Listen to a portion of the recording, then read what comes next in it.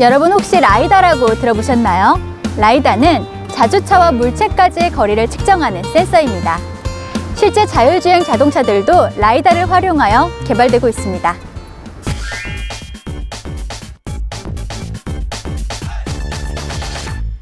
안녕하십니까. 자, 4강 인식부 구성과 부품 관리 및 정비 강의를 맡은 이효근입니다.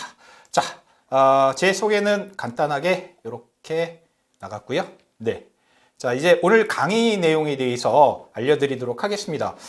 오늘 이제 하드웨어 마지막 부분이고요. 자주차의 센서, 자주차에선 센서를 이제 두 가지를 쓰고 있습니다. 카메라 센서, 화면을 만들어내 영상 데이터를 처리하는 부분이죠.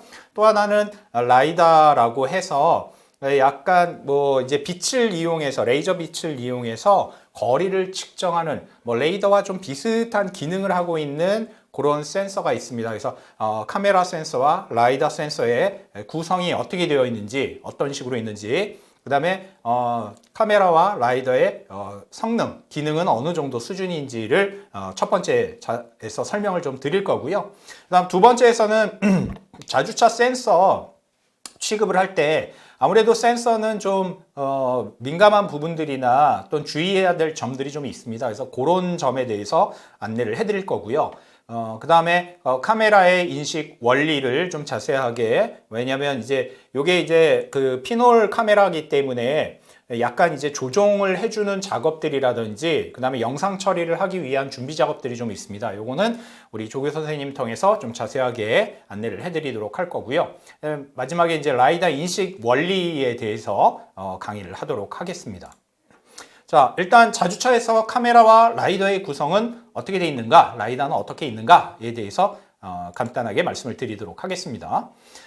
자주차 카메라하고 라이다는 뭐 처음에 하드웨어 설명할 때 말씀드리기는 했습니다만 전면부하고 후면부에 각각 한 대씩 있습니다. 그래서 총 두 대가 있는 거죠. 일단 자율주행 차량들이 카메라를 하나만 쓰는 이유는 두 개씩 쓰게 되면 사실은 우리 사람 같은 경우에 눈 두 개를 갖고 원근감을 재고 있는데 자율주행차에서는 보통 이제 예전에는 그렇게 했었어요. 근데 이제 이게 영상 처리 속도가 워낙 빠른 속도에 의해서 이루어져야 되는데 두 개가 동시에 적절하게 잘 맞는다는 보장이 없습니다. 그러다 보니까 최근에는 카메라를 하나만 써도 이제 저희가 뒤에 강의에서 아시겠지만 거리를 측정할 수 있는 방법들이 있어요. 그래서 정확한 처리를 위해서 카메라를 한 대만 보통 사용하고 있습니다. 그래서 여러분들 저희 자주차도 전면부에 한 대, 후면부에 한 대 해서 이제 전후만 딱 데이터를 처리할 수 있는 뭐 이런 센서를 갖고 있고요. 라이다는 카메라 바로 아래에 여기 화면을 보시면 카메라 여기 렌즈가 있고요. 그 아래 이제 검은색의 네모판이 있죠, 그렇죠? 이 네모판이 라이다에 해당되는 기판이고요. 전면부에 하나, 후면부에 하나, 똑같이 총 두 대가 존재하고 있습니다. 지금 그 카메라, 자주차에서 사용하고 있는 카메라는 전부 다 이제 그 화소가 굉장히 정밀한 그런 그 카메라고요. 요것들은 이제 기능이 어떻게 차이지는지 두 가지를 볼 텐데 전면 카메라하고 그다음에 후면 카메라의 종류가 약간 다릅니다. 그래서 전면 카메라는 그 라즈베리 파이를 위해서 제작된 160도 감각을 갖고 있는 초광각 카메라이고요. 초광각이라는 거는 초점거리가 매우 짧다는 얘기입니다. 그래서 이제 그 인식 범위 자체를 굉장히 넓게 각도를 갖고 있고 촬영을 하는 장치이고요. 기능은 대충 요 이제 영상에서 보다시피 해상도는 굉장히 다양하게 가질 수 있습니다. 아주 고해상도도 가질 수 있고 저해상도도 가질 수 있는데 저희 자주차에서는 640에 480으로 픽셀을 아예 고정을 해놨습니다. 그래서 여러분들이 나중에 화면 영상을 처리할 때도 640과 480으로 이루어져 있다는 거를 기본적으로 기억을 해두시는 건 굉장히 중요합니다. 왜냐하면 여러분들이 이제 데이터 처리하거나 소프트웨어에서 프로그램을 짤 때 화면에서 위치를 잡을 때는 저희가 이런 픽셀 위치를 가지고 우리가 그 위치 정보를 분석을 할 수가 있거든요. 그래서 640 곱하기 480으로 고정되어서 프로그램 되어 있다라는 걸 잘 기억을 해 두시고요. 화면의 해상 같은 경우에는 이제 시모스 방식을 많이, 예전에 CCD 방식이었는데 최근에는 거의 대부분의 그 카메라들이 시모스 그 피놀 카메라를 많이 사용하고 있습니다. 그 방식으로 되어 있다라는 것 알아두시고요.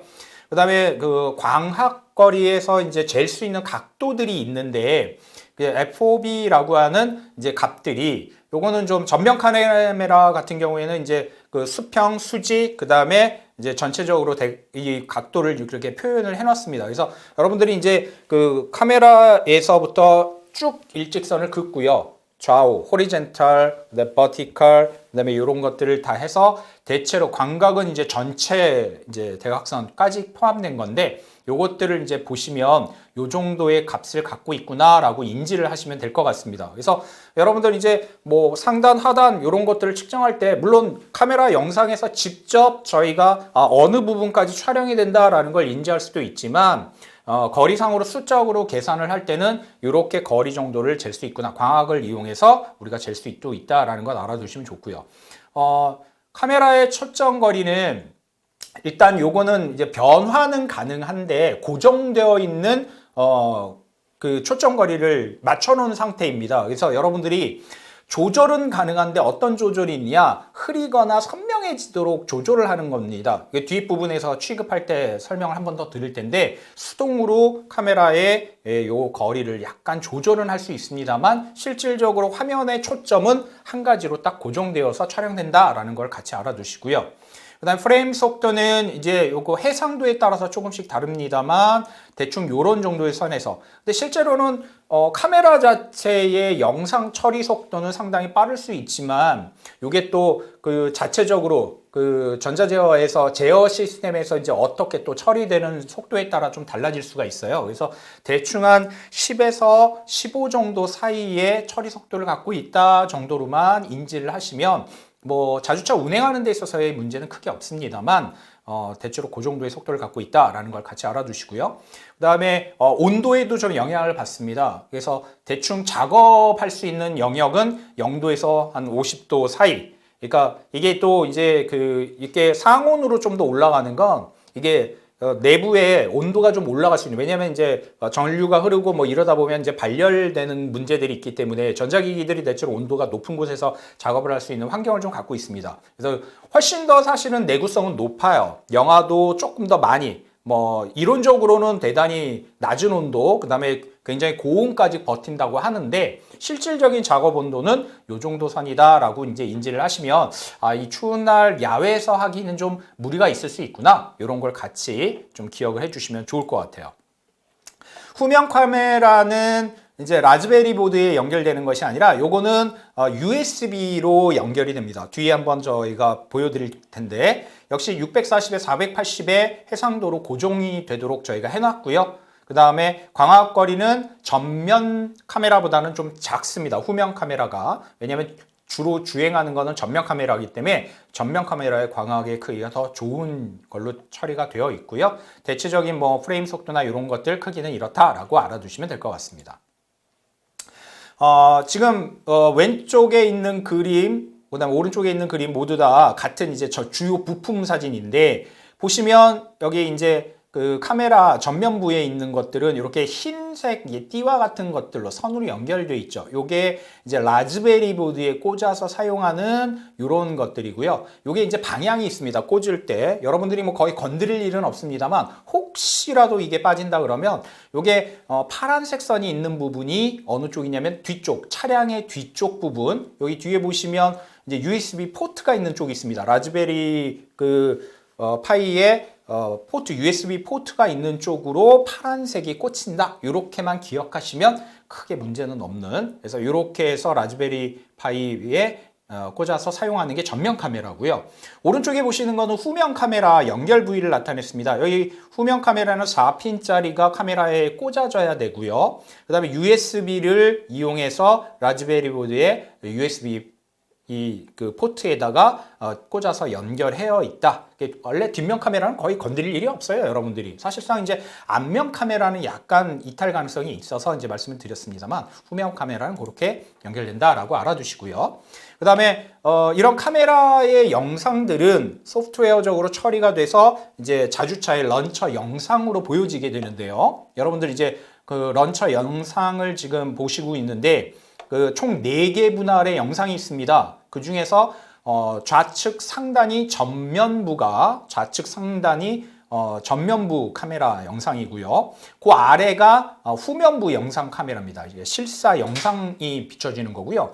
그것의 오른쪽에 있는 영상들은 뭐냐면 요거는 이제 그 저희가 추세선이라든지 라인 인식을 했을 때 나오는 영상입니다. 이거 지금 잘 안 보이시기는 하는데 위에 이제 하단에 2개는 검은색으로 지금 뚜껑이 닫혀 있는 상태이고요. 상단에 2개가 전면부 카메라인데 오른쪽에 보면 이 흰색 선라인에 빨간색 점과 이런 것들이 찍혀 있습니다. 이게 이제 차선 인식을 해서 나온 영상이다. 이렇게 보시면 됩니다. 그래서 카메라로 찍은 영상들은 처리가 되어져서 실사 영상과 그 다음에 차선 인식이 되어서 나와지는 화면으로 런처에서 보여질 수 있다라는 걸 같이 알아두시면 좋을 것 같고요.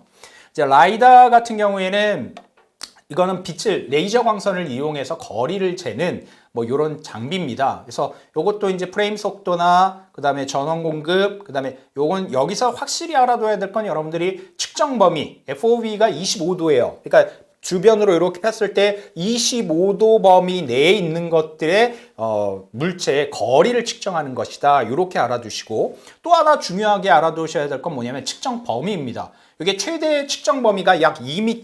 그러니까 지금 자주차에 쓰이고 있는 라이다 센서는 한 2m 이내에 있는 물체들의 거리를 측정하는 데 사용된다라고 알아두시면 됩니다.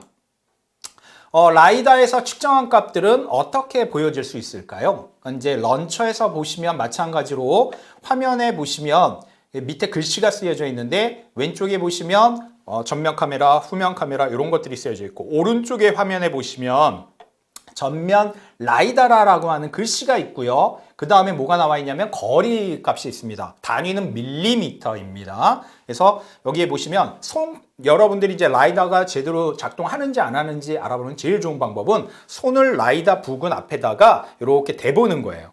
그래서 거리 값의 변화를 보고 라이다가 정상 작동하고 있구나라는 걸 우리가 알 수 있습니다. 그래서 여러분들이 이렇게 해서 자주차의 카메라와 라이다 구성에 대해서 이제 안내를 드렸습니다. 이제 두 번째 이제 이런 카메라와 라이다를 다루는 데 있어서 주의점은 뭐가 있는지를 이제 같이 얘기를 좀 해드릴 건데요. 지금 보시면 이 카메라 자체는 고정 시점으로 초점은 이미 잡혀져 있는 상태입니다. 다만 이제 선명도를 이제 조절할 수가 있는데 수동으로 조절할 수 있어요. 그래서 앞에 이 둥근 부분에 튀어나온 부분을 잡고 살짝 좌우로 돌리면 돌아갑니다. 요게 이제 초점을 조절할 수 있는 거고요. 요거는 이제 런처 영상이 이제 흐릿해지거나 잘 안 선명하게 보이지 않을 때 하는 것이긴 한데 이미 저희가 만들 때 제작 시에 이미 다 잡혀져 있는 거니까 굳이 건드리지 않도록 하시는 게 좋을 것 같고요. 카메라는 또 이게 앞에 렌즈 보호하는 이제 덮개, 글래스가 있기는 한데 이게 더러워지면 잘 안 잡히겠죠? 그래서 손으로 잡지 않도록 주의하시면서 만약에 너무 더러워져서 영상이 깨끗하게 안 보일 수 있으면 좀 좋은 천, 안경을 닦는 천이라든지 이런 고급 천 같은 걸 이용해서 깨끗하게 닦아주시면 카메라 영상을 좀 더 선명하게 볼 수 있겠죠.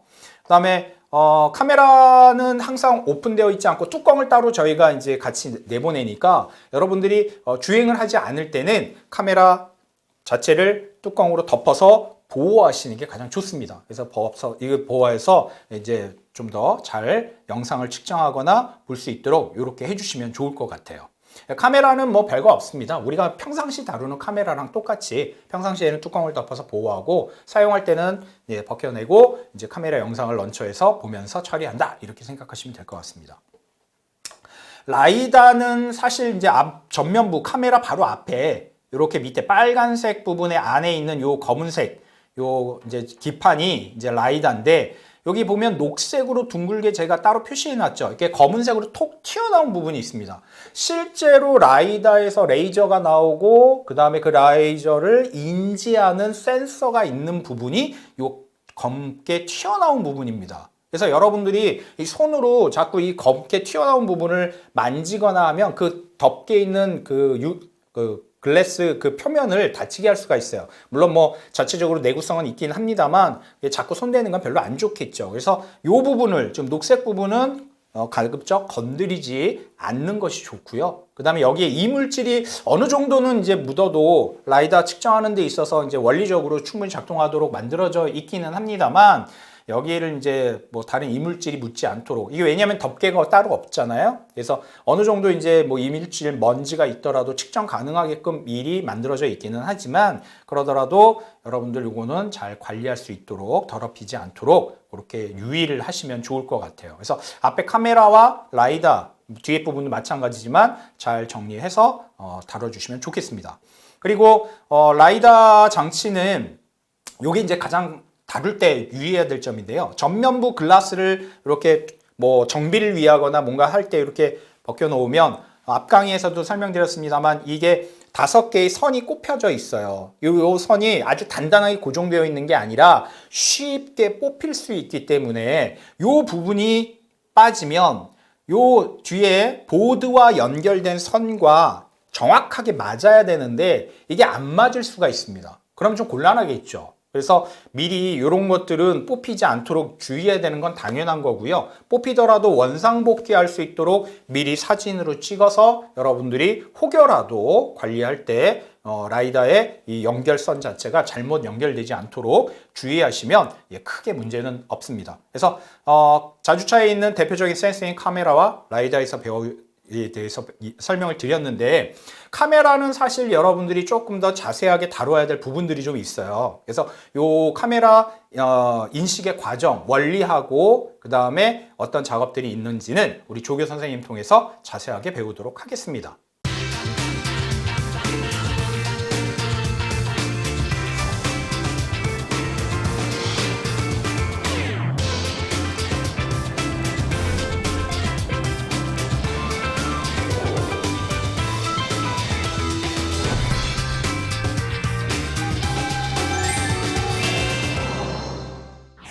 자주차 카메라를 통해 들어온 공간 정보는 실제 공간과 다를 수밖에 없습니다. 이 왜곡을 어떻게 해결할까요? 안녕하세요. 카메라 인식 원리를 설명할 이상규입니다. 자주차의 카메라 정보가 어떻게 처리되는지 알아보겠습니다. 카메라는 단순하게 생각하면 주위에서 들어오는 빛을 인식하는 장치입니다. 그런데 빛을 그냥 인식하려고 하면 조명의 빛이 인식되기 때문에 이미지의 모든 센서가 흰색이라고 인지할 것입니다. 따라서 카메라는 카메라 렌즈를 통과하는 빛만 센서에 도달하도록 설계됩니다. 이를 단순하게 생각하면 상자에 구멍을 뚫어서 그 구멍을 통과하는 빛만 이미지 센서에 도달한다고 생각할 수 있습니다. 이것을 피놀 카메라 모델이라고 하고, 이렇게 하면 3차원의 이미지가 어떻게 2차원의 이미지로 대응되는지를 계산할 수 있습니다. 하지만 실제로 빛이 통과하는 지점은 점이 아니라 크기가 있는 원이고, 그 전에 렌즈를 통과하기 때문에 여러 광학적 효과에 의하여 이미지가 왜곡되게 됩니다. 좌측 이미지에서 칠판이나 창문이 피놀 카메라 모델에 따르면 평행하게 보여야 하지만 왜곡되어 둥글게 휜 것처럼 보입니다. 여기서 왜곡을 제거하면 오른쪽과 같이 이상적인 모습에 가까운 이미지를 얻을 수 있습니다. 자주차에서는 이렇게 왜곡을 제거한 이미지를 이용합니다. 그렇다면 왜곡을 어떻게 제거할 수 있을까요?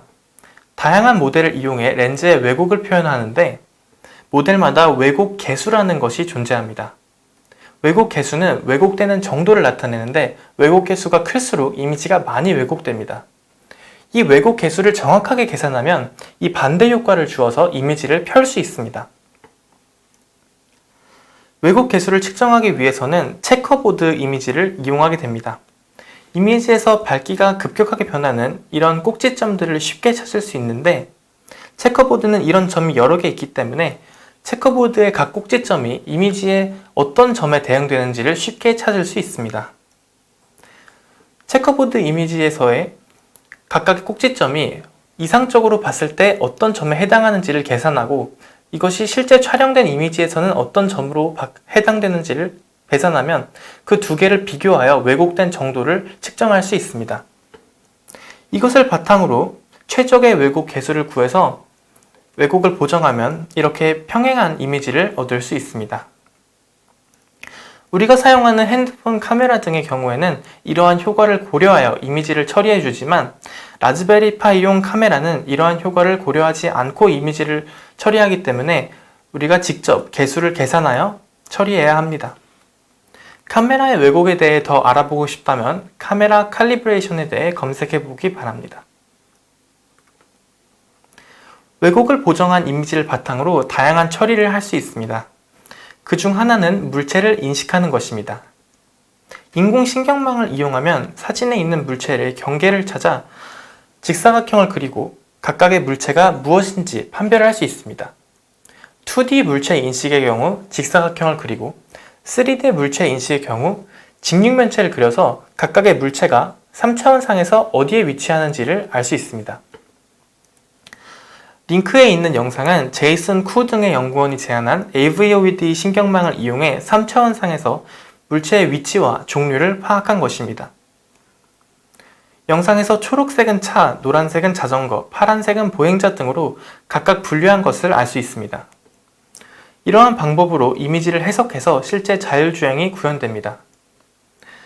하지만 인공신경망을 다루려면 높은 수준의 수학적 지식을 필요로 하기 때문에 우리 수업에서 다루지는 않습니다. 이렇게 매 순간마다 물체의 위치를 찾을 수도 있지만 여러 프레임에 걸쳐 물체의 위치가 어떻게 변화하는지를 알아볼 수도 있습니다. 오브젝트 트래킹은 매 순간마다의 물체의 위치를 바탕으로 어떤 물체가 시간에 걸쳐서 어떻게 이동하는지를 파악합니다. 링크에 있는 사진은 종다오 왕 등의 연구원이 제안한 JDE를 이용하여 보행자의 위치를 추적한 것입니다. 각각의 사람들이 움직이는데 거기에 상자가 따라다니는 것을 볼 수 있습니다. 오브젝트 트래킹을 차에 적용하면 각각의 차가 어떻게 움직이는지를 알 수 있고 현재의 움직임을 바탕으로 미래에 어떻게 움직일지를 예측할 수 있습니다. 물체의 위치를 인식해서 피한다면 물체가 어느 정도 가까워진 후에야 피하기 시작할 수 있지만 물체의 미래 위치를 예측한다면 미리 피할 수 있기 때문에 오브젝트 트래킹도 자율주행에서 중요한 기술 중 하나입니다. 하지만 여기서도 인공신경망이 사용되기 때문에 우리 수업에서 다루지는 않습니다. 지금까지 본 이미지 처리 방법은 모두 인공신경망을 이용했습니다. 그렇다면 이제 고전적인 이미지 처리 방법에 대해 알아봅시다. 인공신경망 이전에는 이미지에서 특징점을 찾는 방식으로 이미지를 인식했습니다. 먼저 엣지와 코너에 대해 알아보겠습니다. 왼쪽 이미지에서 중간을 기준으로 바로 위에는 검은색이므로 픽셀 값이 0이고 바로 아래는 흰색이므로 픽셀 값이 255입니다. 이렇게 픽셀 값에 급격한 변화가 있는 부분을 엣지라고 합니다. 여기서는 가로 방향의 선이므로 호리존털 엣지라고 부릅니다. 오른쪽 그림에서는 가로 방향의 엣지와 세로 방향의 엣지가 모두 있는데 두 엣지가 겹치는 지점에 점이 하나 있습니다. 이 점을 코너라고 합니다. 엣지는 여러 픽셀에 걸쳐 있기 때문에 비교하기가 어렵지만 코너는 딱 하나의 점으로 결정되기 때문에 코너의 개수나 코너의 분포 형태 등을 바탕으로 이미지의 물체를 인식할 수 있습니다. 앞서 카메라의 왜곡 개수를 측정할 때 사용한 체커보드도 코너의 개수가 정해져 있기 때문에 카메라로 체커보드를 촬영하면 체커보드를 인식할 수 있습니다. 이제 일반적인 이미지 인식에 대해 알아보았으니 자주차에서의 이미지 인식에 대해 알아보겠습니다. 자주차에서는 카메라의 왜곡을 보정한 이미지를 먼저 왼쪽 그림처럼 흑백으로 바꿉니다. 그리고 여기에서 캐니 엣지 디텍터를 이용하여 엣지를 찾습니다. 찾은 엣지는 오른쪽 그림처럼 차선의 경계 정보를 포함하기 때문에 이것을 바탕으로 차선의 위치를 구하고 차량이 차로 내에서 주행하도록 할 수 있습니다. 지금까지 이미지 처리 방법에 대해 알아보았습니다. 앞으로 이러한 정보를 바탕으로 차량을 주행시키는 방법에 대해 알아볼 것입니다.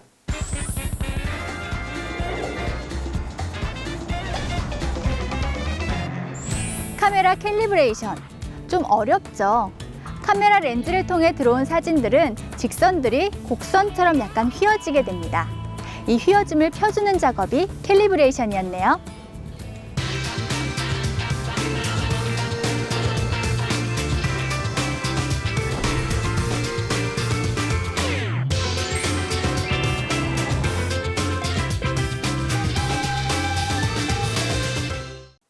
예, 앞에서 조교 선생님의 그 카메라 인식 원리, 그다음 캘리브레이션 뭐 이런 개념은 잘 배우셨을 거라 생각이 듭니다. 사실 뭐 우리가 일반 카메라를 다룰 때 캘리브레이션을 하지는 않죠. 왜냐하면 이제 좀 고급 장비는 이미 그걸 다 맞춰서 나와요. 근데 이제 저희가 사용하고 있는 이런 카메라 같은 경우에는 그런 것까지 다 조종이 돼서 나오지 않았기 때문에 저희가 이제 제품을 만들 때는 캘리브레이션을 다 해서 내보냅니다. 근데 이제 원리적으로 좀 알면 좋죠. 광각 카메라 같은 경우에는 특히나 굴절되는 부분들이 있기 때문에 이런 부분들을 잘 조정을 해서 이렇게 관리하는구나 라는 걸 알아두시면 좋고요. 자, 이제 라이다 인식 원리에 대해서 이제 배워보도록 하겠습니다. 라이다는 뭐 레이더와 비슷하다라 그랬죠. 그래서 요거는 빛을, 그러니까 특정한 영역의 빛을, 레이저를 이제 내보내서 이것들이 반사돼서 이제 물체에 대해서 반사되어져 오는 것을 센서로 받아들여서 측정하는 것을 이야기합니다. 아, 여기 스페링이 좀 틀렸네요. 수정하면 되고요. 자, 라이다 거리 측정 모식도인데요. 보시면 2m라고 하는 곳에서 레이저 빛을 내보내요. 그러면 그 빛이 이제 맞은편에 있는 물체에 닿게 되면 반사가 되겠죠. 이게 이제 반사율에 따라서 조금 달라지기는 하지만 우리 라이다는 2m 이내에 있는 물체들 웬만한 것들은 반사율과 크게 상관없이 잘 반사가 된다라고 이야기를 합니다. 실제로는 약간 뭐 꼭 그렇지는 않아요. 그건 뭐 이제 제품을 만드는 회사에서의 이야기고 보통 1m 내외에서는 반사율에 크게 상관없이 잘 반사가 되는 걸로 확인이 됩니다. 그래서 여러분들이 우리 자주차에서의 라이다 센서는 거리 1m 내외의 것들은 굉장히 측정이 잘 된다라고 인식을 하시면 됩니다. 그래서 물체에 닿아서 반사해 오는 것들을 다른 쪽 부분에 있는 센서에서 요 스페링은 좀 나중에 수정하고요. 뭐 어쨌든 요거를 잘 받아서 이제 거리를 측정하게 되는데 거리를 측정하려면 요거 어떻게 이용하느냐? 네, 요 안에 내부적으로 시간을 재는 게 있어요. 시간을 알고 빛이 나간 다음에 갔다 오면 레이저나 빛의 속도는 일정하죠. 그러니까 빛의 속도에다가 뭘 곱하면 시간을 곱하면 일단 왕복 시간이니까 다시 2분의 1을 해야 되겠죠. 그래서 해주시면 거리를 구할 수가 있습니다. 그래서 라이다 인식 원리는 빛의 반사에 의해서 그 속도를 이용해서 거리를 측정한다. 이렇게 인식하시면 되고요. 그 다음에 이런 라이다는 어떤 약간의 문제가 있는데 뭐냐면 레이저를 이용하기 때문에 직진성이 굉장히 높아요. 그래서 매우 정확한 거리를 감지할 수 있는 특징이 있습니다. 그리고 단일 센서로 되어 있기 때문에 전면 거리 측정을 아주 깔끔하게 할 수 있어요. 다른 뭐 여러 가지 빛이 있어도 크게 오류가 생기지 않는 이런 장점이 있습니다. 근데 단점은 뭐가 있냐면 빛이기 때문에 비나 안개와 같은 입자들이 있게 되면 요것들이 빛의 굴절에 의해서 오작동이 일어날 수 있어요. 보시는 대로 이제 굴절이 일어나게 되면 직진성이 방해를 받겠죠. 그러다 보니까 정확하게 센서로 다시 돌아오지 못하는 일들이 종종 생길 수 있습니다. 그러니까 정확한 양을 측정하기가 안 되면 거리 측정이 좀 어려워지겠죠. 그래서 비 오거나 이런 안개 등이 생기면 오작동의 원리가 좀 있을 수 있다. 그래서 최근에는 라이다 말고 그냥 원래 했던 레이더로 측정을 하려고 하는 그런 그 자율주행차들도 꽤 있다라고 들었습니다. 그래서 여러분들이 요거는 이제 어떻게 되는 거냐라는 거를 이제 생각을 해보시고 장기적으로 개발을 하면 되지만 우리 자주차에서는 어쨌든 라이다를 이용해서 측정을 하는데 이제 비가 오거나 물일기가 좀 많은 때에서는 측정이 어려울 수 있다라고 같이 좀 알아두시고요. 또 하나는 이제 반사율에 따라서 이 측정 오류가 날 수도 있습니다. 그래서 보시면 반사율이 큰 물체 같은 경우에는 상관이 없지만 반사율이 작은 물체 같은 경우에는 될 수도 있고 안 될 수도 있는 부분이 있기 때문에 약간 측정에서 이제 어려움이 있을 수 있다. 그렇지만 우리 자주차는 뭐 어쨌든 최대 2m, 그 다음에 보통 1m 내외의 물건들은 잘 측정을 한다. 이렇게 알아두시면 되고요. 이게 직접 레이더를 쏘는 거기 때문에 주변에 빛이 있거나 없거나 크게 상관은 없습니다. 그래서 뭐 어두운 터널이나 저녁에도 라이다 같은 경우에는 사용이 굉장히 유리합니다. 그래서 영상 같은 경우에는 가시광선 영역이니까 낮에 주로 우리가 정보 처리를 해야 되지만 라이다 같은 경우에는 터널과 같이 어두운 곳에서 혹은 밤에 주행할 때도 굉장히 도움이 되는 센서이다라고 같이 알아두시면 좋겠습니다. 자, 오늘은 4강 그 카메라와 그 다음에 라이다를 이용해서 자주차에서 센서를 인식하고 어떤 원리로 이용하며 자, 우리가 어떻게 관리를 해야 될지에 대해서 말씀을 드렸습니다. 자, 오늘 강의 다시 한번 잘 머릿속에 담아두시고 좋은 학습 이루어지시면 좋겠습니다. 오늘 강의 여기서 마치도록 하겠습니다.